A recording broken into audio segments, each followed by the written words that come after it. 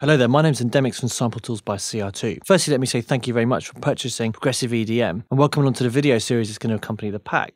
In this first video, I'm going to show you how to turn percussive hits into those main room percussive drop sounds that we associate with EDM. So what we have here is a kick drum, a main room kick drum sound from the pack. We also have a sidechain kick drum with the volume down, so we're going to use that as a sidechain trigger, basically. What we have here is a very simple little percussive hit. I also have a piano here, which I'll show you what I'm going to use that for later. So what I've done here is I've placed a tuner on here. So we get tuner from metering in Logic. Let me just say that I'm doing this in Logic, but you can replace Logic with any other DAW.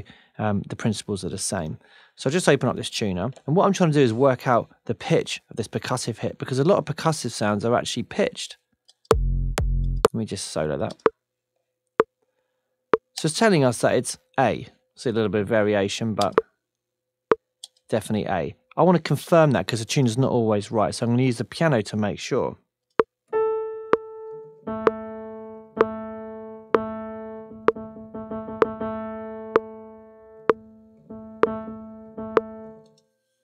So I can hear there that this percussive hit is definitely hitting A, as it sounds right when I play the piano alongside it. So what I'm going to do now is I'm going to right-click on this region here, and I'm going to say convert to new sampler track. And it's going to place it into the XS24. I want to use regions as my create zones from choice because I don't want to chop it up into transient markers.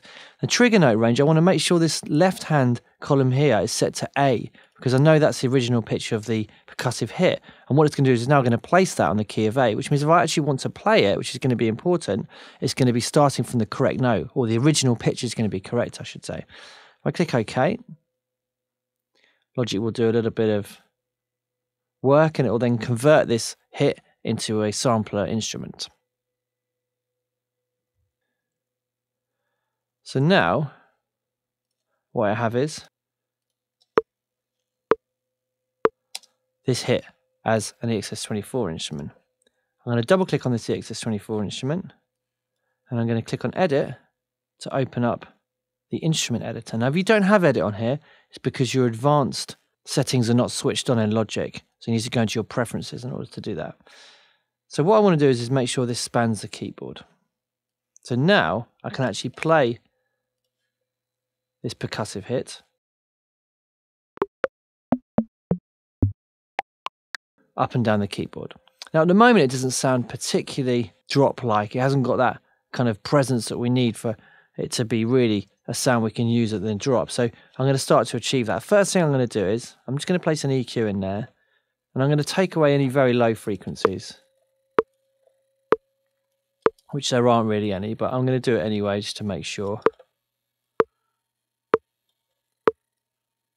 That's because the signal chain I'm going to put on there, I only want to respond to the correct frequencies. Can give myself some headroom. Now, first of all, I'm going to put in Logic's Overdrive. And replace Logic's Overdrive with any distortion plugin, but I'm really going to crank it.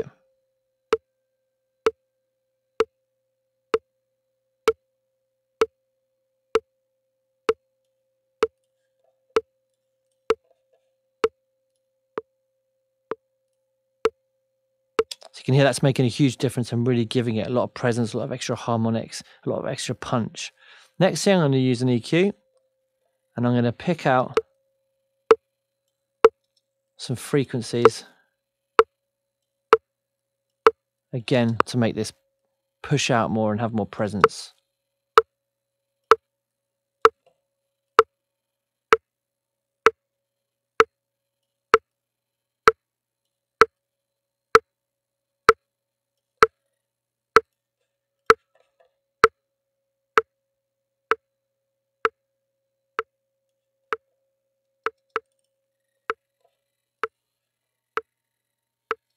Again, I'm going to cut very low frequencies to make sure I have that energy kept for my kick.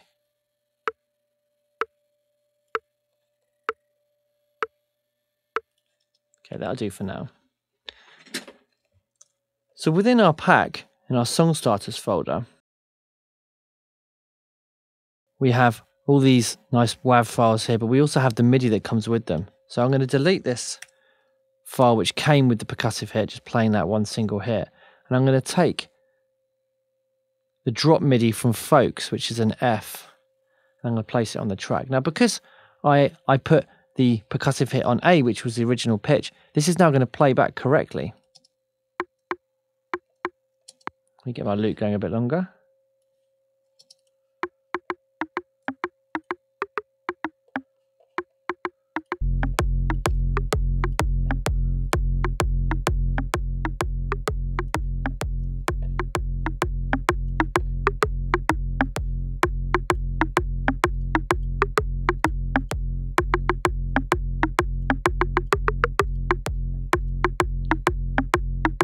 Okay, very important part of this sound is going to be reverb. So I'm going to take the Valhalla vintage verb, but you can replace that with whatever reverb you use. I want something quite nice and bright, so I'll choose Bright Hall. I'm going to go with Now as my preset here now. Very important. Well, let's just listen to it first, actually.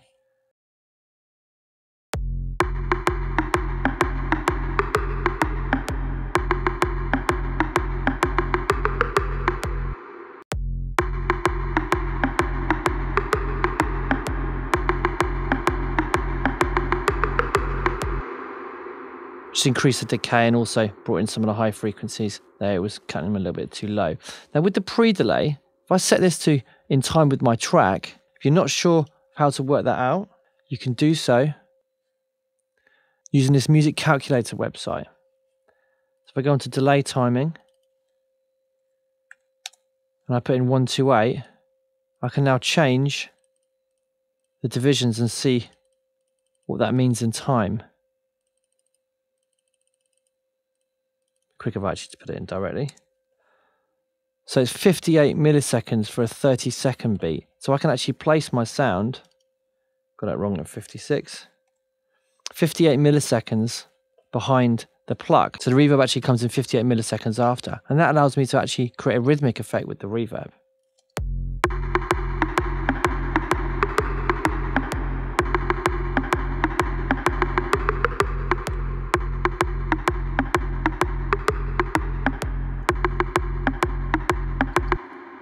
Okay, I'm going to sidechain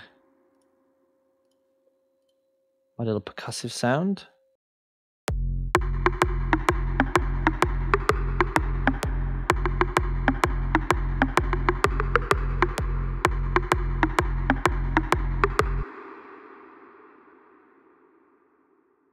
I'm also going to sidechain the reverb.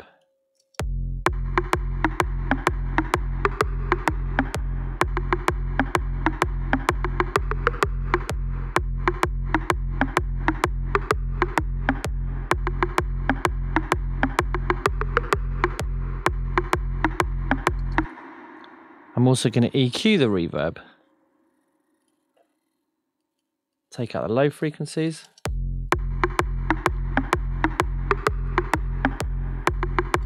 Can also experiment with taking out some of the highs. And also maybe cutting some areas in the mid-range.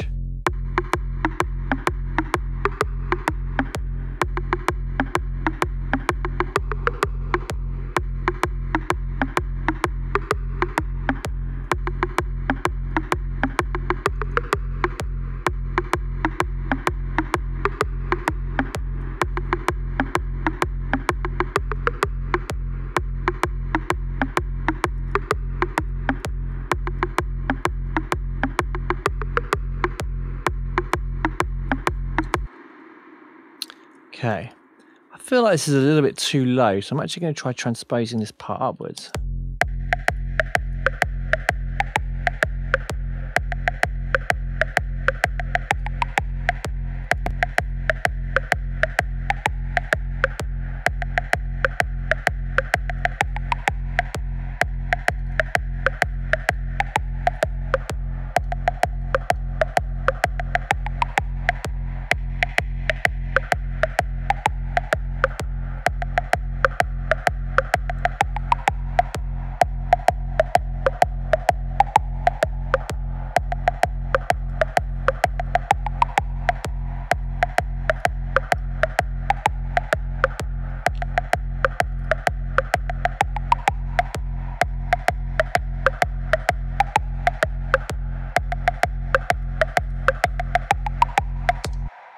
Okay, just added a bit more overdrive and just tweak the EQ there.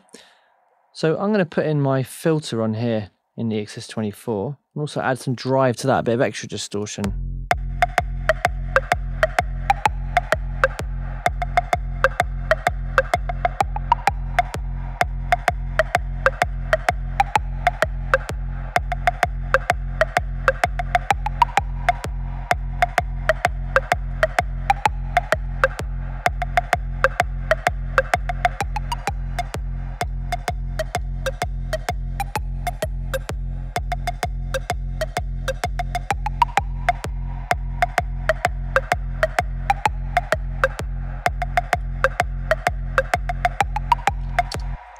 Experiment with a bit of bit crushing. What I can do is add drive to this, but I can use this mix control to make sure that I don't affect the whole sound. So it's more of a send effect with a dry wet balance rather than having it 100% affected, which you can hear is really chopping the transient.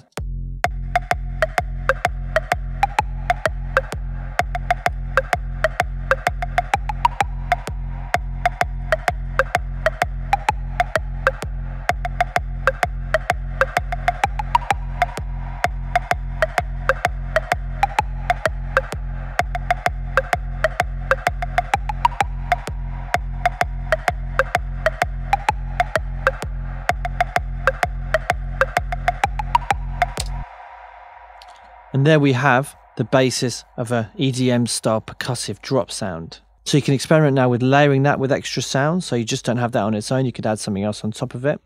And you can also obviously try out lots of different percussive sounds as your start point to see how you can get different variations on that. So I hope you found that useful. In the next video we're going to add a huge riser to this track.